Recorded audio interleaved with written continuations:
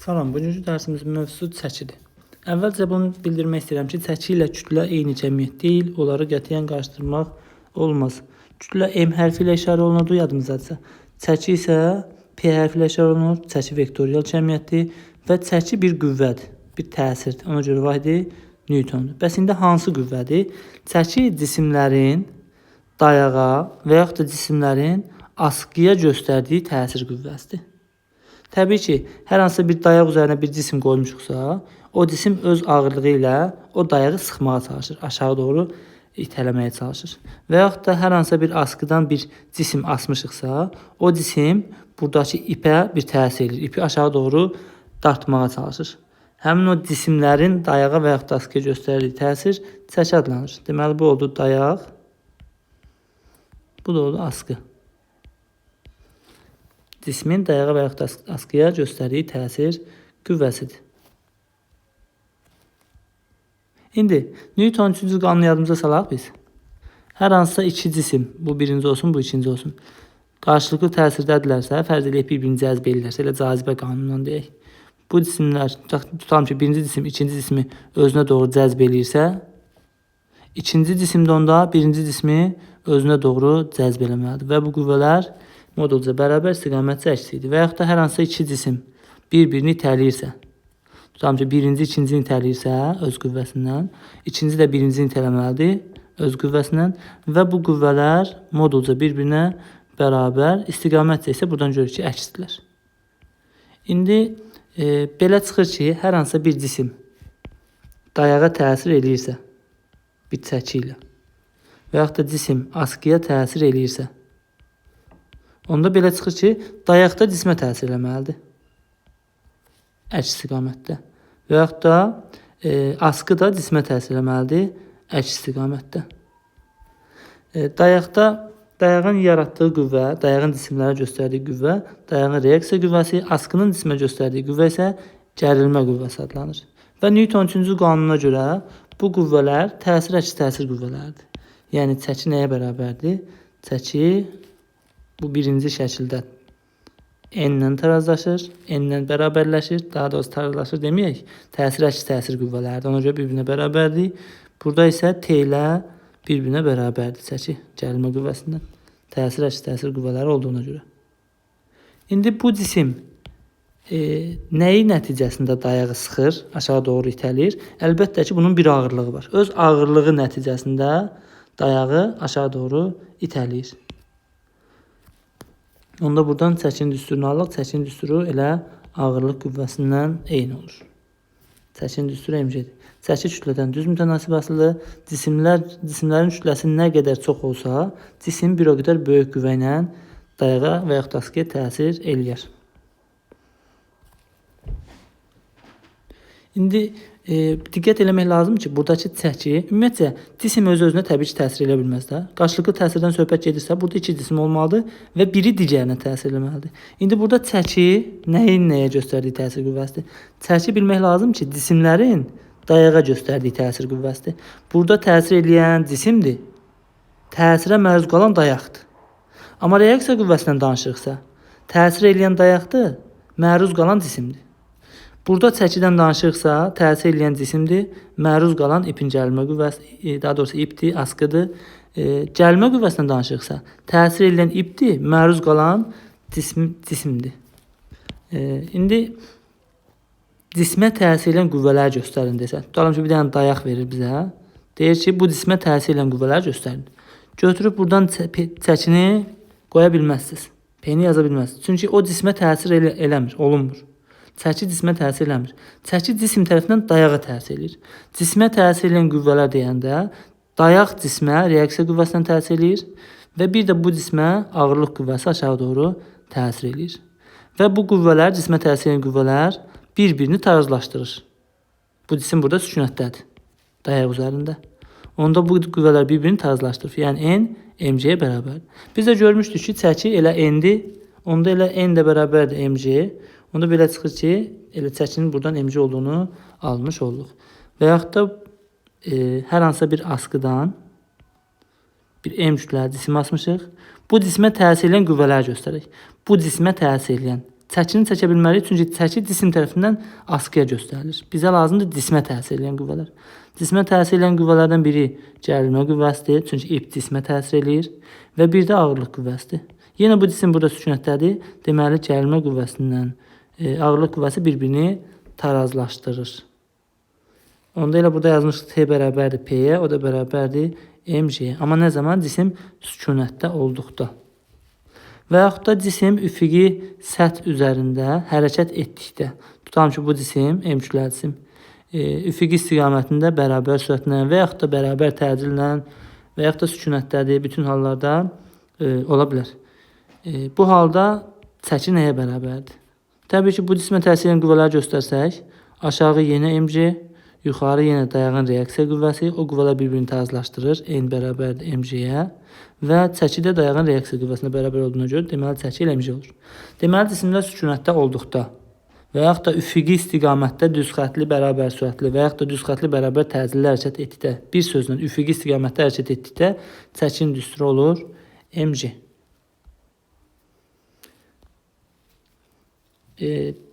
Biz üfüqi istiqamətdə dedik. Bəs cisimlər şaquli istiqamətdə hərəkət edərsə, dayaqla birlikdə. Tutalım ki, bir dayağımız var, üzərinə bir cisim qoymuşuq, M kütləli bir cisim. Bu cisim dayaqla birlikdə A təcillə yuxarı hərəkət edir. Əgər cisim yuxarı təcillə hərəkət edirsə, qüvvələrimiz göstərir əvvəlcə.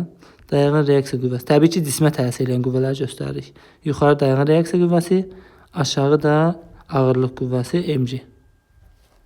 İndi Newtonun ikinci qanunundan əvəzləyici qüvvənin tapılmasını yadımıza salaq. Sağa tutaq ki, cismə bir 10 newtonluq qüvvə təsir edir. Sola da tutalım ki, bir 4 newtonluq qüvvə təsir edir. F2 bərabər 4 newton. Bu halda əvəzləyici qüvvə sağa doğru əvəzləyici.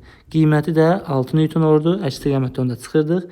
Və deyirdik ki, təcil də həmişə əvəzləyici qüvvənin eyni istiqamətdə yönəlir. Deməli, təcil sağadır. Yəni, təcil hansı istiqamətdə yönəlir? Böyük qüvvə istiqamətində. İndi burada təcil yuxarıdır. Onda bu qüvvələrdən hansı böyük olacaq? Təcil böyük qüvvə istiqamətində yönəlir. Deməli, burada baxılan halda reaksiya qüvvəsi böyükdür mg-dən, yəni ağırlıq qüvvəsindən. Onda bu halda qüvvələrin biri digərindən böyük olarsa, əks istiqamətdə olarsa, əvəzləyici qüvvəni necə tapırdıq? Böyükdən kiçiyi çıxmaqla. İndi burada böyükdən kiçiyi çıxmalıyıq əvəzləyici qüvvəni tapanda. Əvəzləyici qüvvə bərabərdir. Böyük qüvvə reaksiya qüvvəsi çıxılsın mg. Əvəzləyici qüvvənin biz m olduğunu bilirik. M bərabərdir n çıxılsın mg. Buradan da n tapsaq, m üstə gəlsin mg.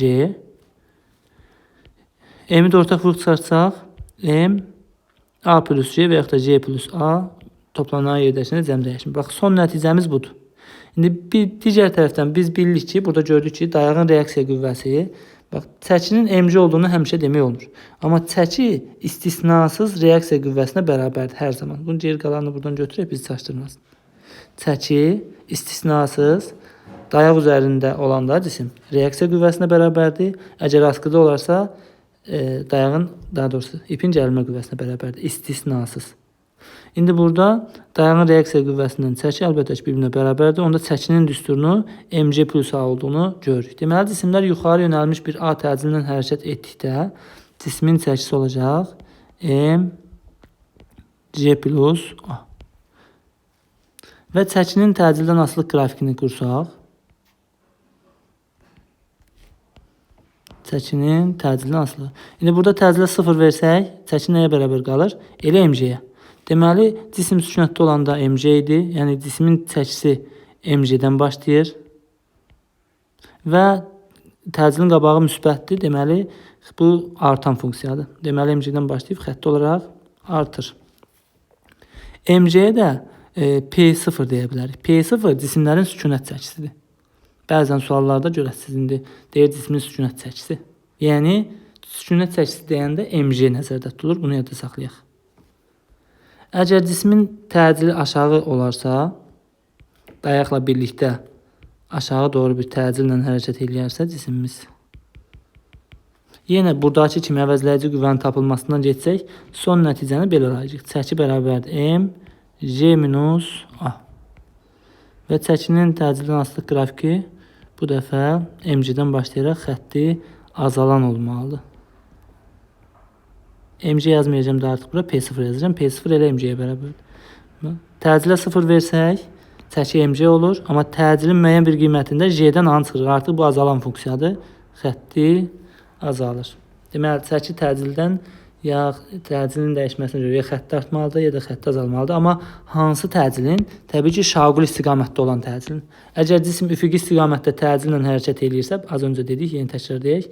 Əgər cisim üfüqi istiqamətdə bir təcillə hərəkət edirsə, bu halda çəki elə MC-yə bərabərdir. Təcil artsa da, azalsa da, 0 olsa da, bütün hallarda çəki MC-dir. Sadəcə cisim şaquli yuxarı və ya da şaquli aşağı hərəkət etdikdə çəki dəyişir. MC plus A, MC minus A olur. İndi burada hərəkət istiqamətindən təcil istiqaməti bəzən çaşdırır şagirdləri. Hərəkət istiqaməti ayrı bir şeydir, təcil istiqaməti ayrı. Çünki hərəkətin istiqamətini göstərən kəmiyyət sürətdir. Bəzən belə bir sual çıxır qabağımıza. Deyir ki, dayaq cisimlə bərabər yuxarı doğru hərəkət edir. Çəki düsturu. Şagirdlər tez elə görür yuxarıda MC plusa getdi. Xeyr, təbii ki, biz təcili tapmalıyıq. İndi cisim yuxarı hərəkət edir. Yuxarı ya yeniləşən hərəkət edə bilər, ya bərabər sürətlə hərəkət edə bilər, ya da yavaşın hərəkət edə bilər. Buna baxmalıyıq biz. 3 dənə halda yuxarı hərəkət edə bilər, 3 halda aşağı hərəkət edə bilər. Yuxarı yeniləşən, yuxarı yavaşlayan və yuxarı bərabər sürətli. Aşağı yeniləşən, aşağı yavaşlayan və aşağı bərabər sürətli. İndi buna deyək birinci, buna deyək ikinci. Buraya yazıram A. Bərabər yeniləşən. Biz bilirik ki, bərabər yeniləşən hərəkətdə sürətlə təcil eyni istiqamətdə olur. Deməli, yeniləşən hərəkətdə sürət yuxarısa, təcil də yuxarı olacaq. Onda çəkinin düsturu MC plus A olacaq. Əgər cisim bərabər yavaşlayan hərəkət edirsə, yuxarı bərabər yavaşlayan. Biz bilirik ki, yavaşlayan hərəkətdə sürətlə təcil əks istiqamətdə olur. Sürət yuxarısa, təcil aşağı olur. P bərabər olur M J minus A. Biz təcilin istiqamətinə görə düsturu J plus A, J minus A yazırıq. Sürətin istiqamətinə görə yox. Üçüncü halda da cisim bərabər sürətli hərəkət edirsə, artıq bərabər sürətli hərəkətdə təcil yoxdur. Ona görə çəki düsturu elə MC olur. Gəldik bu ikinciyə. Sürət aşağı, əgər cisim bərabər yeniləşən hərəkət edirsə, biz bilirik ki, sürətlə təcil eyni istiqamətdə olur yeniləşən hərəkətdə. Onda deməli, təcil də sürət kimi aşağı olmalıdır. Onda təcil aşağıdırsa, çəki düsturu M, J minus A olur. Əgər cisim bərabər yavaşlayan hərəkət edirsə, onda yavaşlayan hərəkətdə sürətlə təcil əksdir. Sürət aşağıdırsa, təcil yuxarı olacaq. Çəki düsturu M, J plus A olur. Əgər cisim bərabər sürətli hərəkət edirsə, şaquli aşağı bərabər sürətli hərəkət. Bərabər sürətli hərəkətdə təcil 0 olduğundan çəki MC olur. Deməli, bizim işimiz sürətin istiqamətini yox, təcilin istiqamətini tapmaqdır. İndi cisim yuxarı yeniləşən hərəkət edir. Yuxarı yeniləşən. O birinci deyilən yuxarı onun sürətini göstərir. Yeniləşən hərəkət olduğuna görə də biz onun təcilini tapmalıyıq. Yuxarı yeniləşən dediksə, yuxarı, sürət yuxarı, yeniləşən dediksə, təcil də yuxarı, çəki MC plusa. Tutalım ki, yuxarı yavaşlayan, yuxarı dediksə, sürət yuxarı, yavaşlayan dediksə, təcil sürətin əksinə aşağı oldu MC minusa. Tutalım ki, aşağı yavaşlayan, aşağı dedik, sürət aşağı, yavaşlayan dedik, təcil sürətin əksinə yuxarı oldu, deməli MC plusa. Aşağı yeniləşən, aşağı sürət aşağıdır. Yeniləşən dediksə, təcillə sürət eyni istiqamətdə, təcil də aşağı, MC minus A.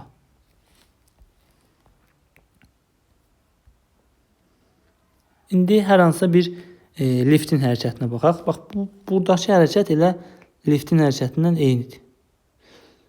Amma liftin hərəkətində bunların artıq üçü də var. Gəlin bir dənə fərz eləyək liftimiz var. Birinci mərtəbədən tutalım ki, 4-cü mərtəbəyə doğru qalxır. Mindik birinci mərtəbədən liftə. Əlbəttə ki, lift dayanmışdı. Dayanmış vəziyyətdən cisim necə hərəkət edə bilər? Yalnız yeniləşən. İndi lift birinci mərtəbədən 4-cü mərtəbəyə qalxırsa, onun sürəti əvvəlcə artır. Daha sonra aralarda, misal üçün 1-dən 2-yə kimi artır, 2-dən 3-ə kimi bərabər sürətlə gedir. 3-dən 4-ə gedəndə artıq yavaşır. Çünki bu gedib 4-də dayanmalıdır. Dayanan cismin hərəkəti yavaşın hərəkətdir. Onda onun sürətinin zamandan asılı qrafiki əvvəlcə yeyinləşən, sonra bərabər sürətli, daha sonra yavaşlayan olur. Çəkinin zamanı nasıl qrafik isə? İndi onu da biz təyin edək. Çəkinin zamanından asılı qrafiki.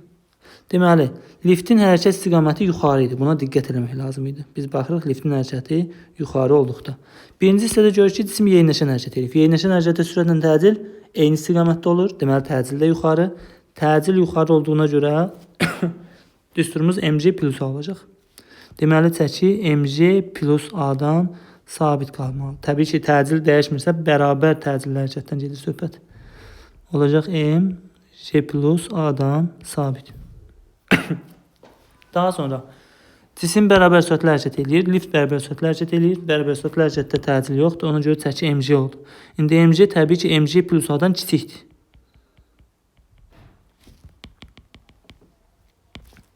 Deməli, mc, əlbəttə ki, mc plus A-dan kiçikdir. Olacaq, bax, burada mc-dən sabit. Daha sonra isə üçüncü hissədə yavaşlayan hərəkətdə təcillə sürət əks olur. Sürət yuxarısa təcil aşağı. Onda deməli, çəki olacaq mc minus A. mc minus A da təbii ki, mc-dən azdır. mc minus A. Çəkinin qrafiki bu formada olur. Əgər lift aşağı doğru gedirsə, aşağı hərəkət edirsə, indi ona bax. Liftin hərəkəti aşağıdır. Deməli, sürət aşağıdır.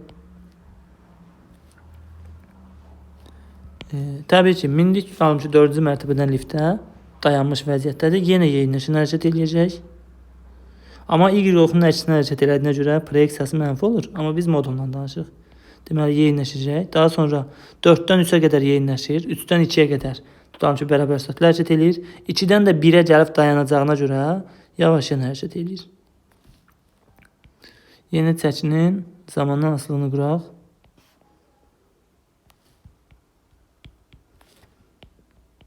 İndi birinci hissədə görürük ki, yeyinləşən hərəkətdir. Yeyinləşən hərəkətdə sürətlə təcil eyni istiqamətdə olur. Deməli, təcil aşağı oldu, çəki olacaq. Təcil aşağı olanda mc minus A. Deməli, mc minus A-dan sabit.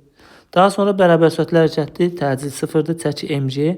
Təbii ki, mc minus A-dan böyükdür.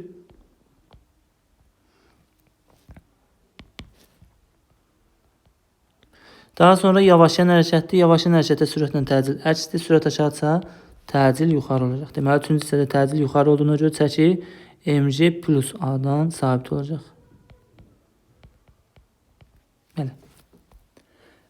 Suallarda diqqətli olmaq lazımdır. Biz hərəkətin istiqamətinə yox, təcilin istiqamətinə baxmalıyıq. Düstur seçimini təcilə görə təyin etməliyik. Təbii ki, təcilin də istiqamətini təyin etmək üçün sürətin istiqamətinə də diqqət etmək lazımdır. Amma da sürətin istiqamətini tapan kimi gedib düsturu götürmək lazım deyil. Sürətin istiqamətinə baxılmalıdır, sonra hərəkətin növünə baxılmalıdır, ona uyğun təcilin istiqaməti tapılıb, ondan sonra düstur seçilməlidir. İndi bu çəki mc plus A, mc minus A yazırıq. Burada görürük ki, çəki sükunət çəkisindən böyük olur, kiçik olur. Biz onu gündəlik həyatda əslində müşahidə edirik, biz onu hiss edirik. Misal üçün, liftə minəndə, lift yuxarı qalxırsa, liftə mindik, birinci hissədə lift yeyinləşən hərəkət edəndə çəki düsturu oldu mc plus A. Bu demək ki, biz özümüzü olduğumuz çəkidən ağır hiss edirik. Biraz artıq hiss edirik. Bu nə deməkdir? Sanki bizim çiyinlərimizdən bir yük basır. Həqiqətən bu, yəqin ki, bir çoxumuzun başına gəlib. Və yaxud da 4-cü mərtəbədən mindik liftə və yaxud da 10-cu mərtəbədən, 5-ci mərtəbədən mindik liftə aşağı düşmək istəyirik. Birinci hissədə yeyinləşən hərəkət olur, təcildə aşağı olur. Liftə minən kimi aşağı düşən dərhal biraz sanki həyəcan gəlir insana. Yeni liftə minən insanların başına gəlir. Sonradan təbii ki, insan öyrəşir buna, amma birinci, ikinci dəfə liftə minən insanlarda olur. Biraz həyəcan yaşanır, biraz yüngülləşmə yaşanır. Nəyə görə? Çünki çəki normadan aşağı düşür. mc idi normada, sükunətdə olanda. mc minus A olur, normadan müəyyən qədər aşağı düşdüyünə görə biz həyəcan keçirik, həyəcan hiss edirik, yüngülləşmə hiss edirik. İndi cisimlərin üzərindən sanki nəsə basmış kimi olur dedik. Sanki biraz yükləmə gəlir. Çiyinlərimizdən sanki nəsə itələyir yuxarı qalxanda. Birinci hissədə də təbii ki. Onda biz əlavə yüklənməyə məruz qalırıq. Əlavə yüklənməyə. İndi əlavə yüklənmənin nə olduğunu birazdan biləcəyik. Amma ondan əvvəl başqa bir şey demək istəyirəm. Çökük körpü, qabarıq körpü. Çökük və qabarıq körpülərdə də bu cür hallarla rastlaşmaq olur. Götürək bir dənə çökük körpü.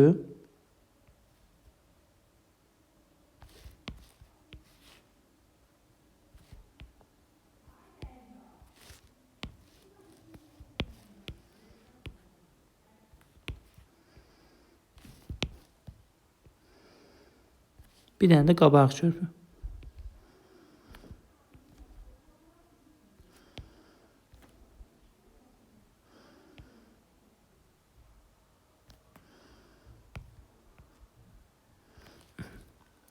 Hər hansısa bir cisim üfüqi istiqamətdə hərəkət edəndə, tutaq ki, bir avtomobilimiz var, üfüqi istiqamətdə hərəkət edəndə onun çəkisi olurdu mg.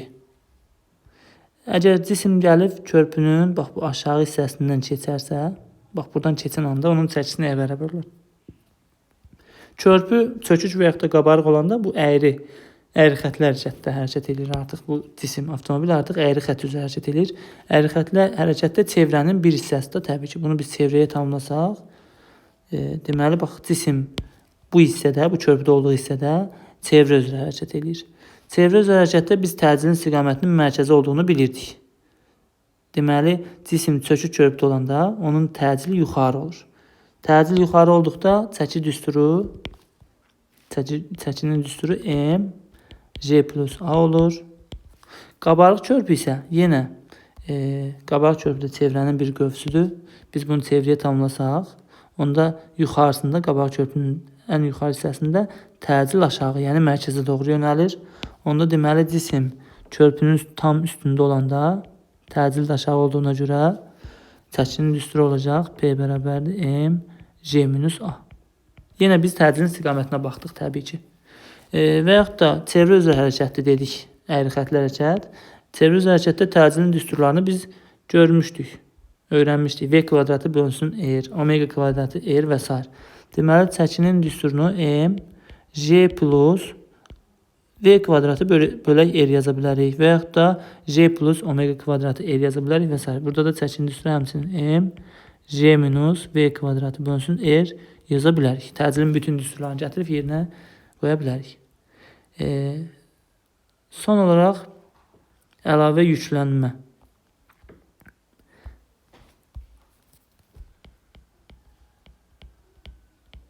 Əlavə yüklənmə. Əlavə yüklənmə cisimlərin əlavə yükə məruz qaldığı hissələrdə özünü göstərir. Biz onu hiss edə bilirik. Bayaq da izah elədim. Liftə minəndə bizim sanki çiyinlərimizdən nəsə aşağı doğru sıxır, bizi ağırlaşdırır. Bax, biz ona deyirik əlavə yüklənmə. Əlavə yüklənmə neçə qat olur? Misal üçün, bizim özümüzün çəkimiz misal üçün 50 Newton, daha doğrusu 50 kg 500 Newtondur. Misal üçün 500 Newtonda sanki çiyinlərimizdən basır, aşağı doğru itəlir. Onda bizim əlavə yüklənməmiz olur 2 qat. Yəni biz normalda 500 idik, amma 1000 olduğuna görə 2 qat artıq oldu çəkimiz. 2 qat əlavə yüklənməyə məruz qaldıq. Və həmin o neçə qat əlavə yüklənməyə məruz qaldıq. Onu göstərən bir cəmiyyətimiz var. N hərfi ilə işarə olunur. N burada əlavə yüklənmə əmsaldır. Və cismin əlavə yüklənmə zamanı məruz qaldığı çəkinin cisimlərin ağırlıq qüvvəsinə olan nisbətidir. Və yaxud da cisimlərin əlavə yüklənmə zamanı məruz qaldığı çəkinin sükunətdəki çəkiyə olan nisbətidir. Biz normalda sükunətdə mc qədər çəkimiz var, amma əlavə yüklənmə zamanı mc plus a qədər çəkimiz olur.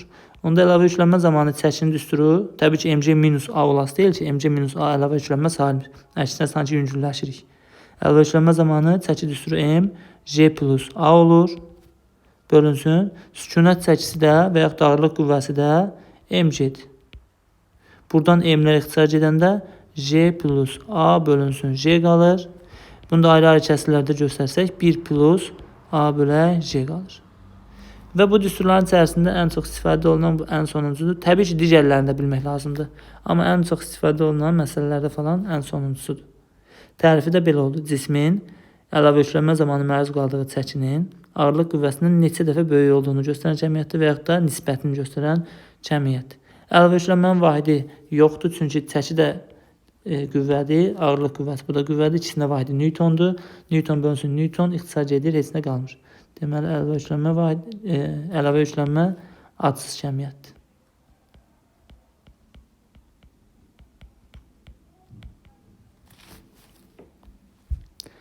Bir, iki dənə də nümunəyə baxıb dərsi yekunlaşdırırıq.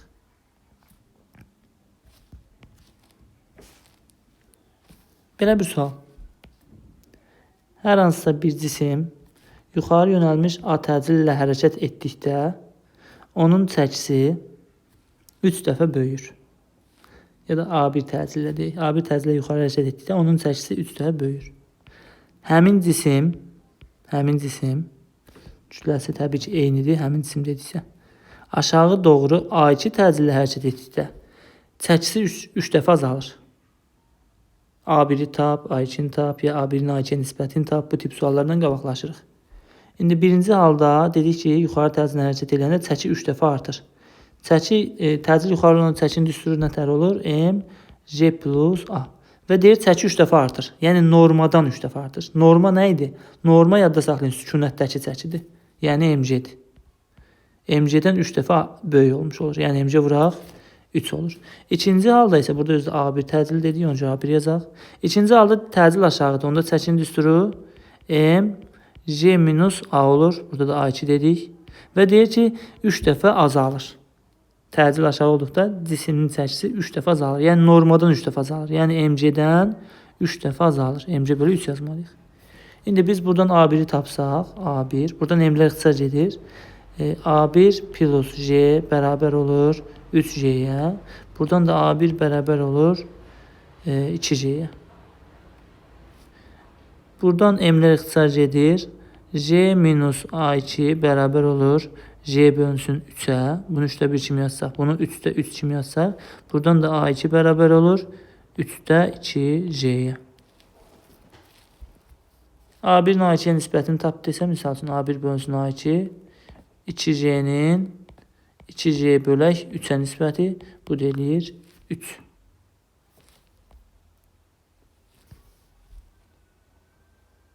Belə, bir dənə nümunə bəs eləyir. Çəki ilə bağlı danışacaqlarımız bu qədər. Yox, son bir şey unutduq. Sərbəst düşmə.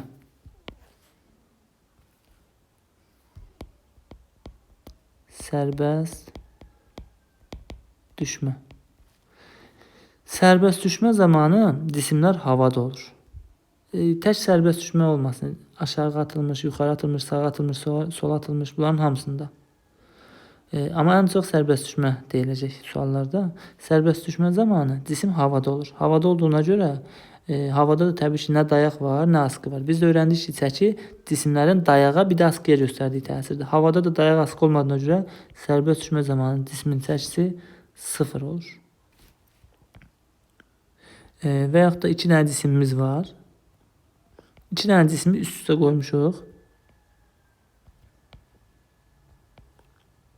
İkisini də sərbəst buraxmışıq. Üst-üstə sərbəst buraxmışıq. Təbii ki, cisim sərbəst düşəndə aşağı doğru hərəkət eləyir, sürət aşağı olur. Bu böyük yem olsun, bu da kiçik yem olsun. Sərbəst düşür. Bax bu, əgər sərbəst düşməsəydi, sükunətdə olsaydı, bax bu üstdəki cismin, kiçik M kütləli cismin dayağı, bax bu ikinci olardı. Böyük M kütləli cisim olardı. Aşağıdakı üstdəkinə dayaq rolunu oynayardı. Onda bu üstdəki öz ağırlığıyla bu aşağıdakına MC ilə təsir eləyərdi. Bu da geri reaksiya verərdi və o qüvvələr bir-birinə bərabər olardı və s. Amma cisimlər sərbəst düşürsə, sərbəst düşən cismin çəkisi 0'dır. Çəki də dedik cismin dayağa göstərdiyi təsirdir. İndi burada bizim cisimimiz budur, dayağımızın rolunda da budur. İndi bu cisimlər sərbəst düşürsə, heç birinin çəkisi yox deməkdir havada. Çəkisi yoxdursa, onda dayağa təsir etmir deməkdir. Çəki 0'dır. Dayağa təsir etmir. Onda dayaq da ona geri reaksiya vermir deməkdir. Reaksiya qüvvəsi 0'dır. Deməli, havada olduğu müddətdə cisimlər bir-birlərinə təsir eləmirlər. Misal üçün, bu aşağıdakı cisimimiz bir tərəzi olsa, tərəzinin göstərişi təbii ki 0 olar. Çünki üstdəki cisim ona təsir eləmir. Amma sükunətdə olan bir tərəzinin üzərinə bir cisim qoysaq, əlbəttə ki, onun kütləsini göstərər. Amma tərəzi cisimlə bərabər sərbəst düşürsə və yaxud da yuxarı atılıbsa, sağa atılıbsa, sola atılıbsa tərəzinin göstərişi 0 olur. Çəkilişdən bu qədər, sağ olun.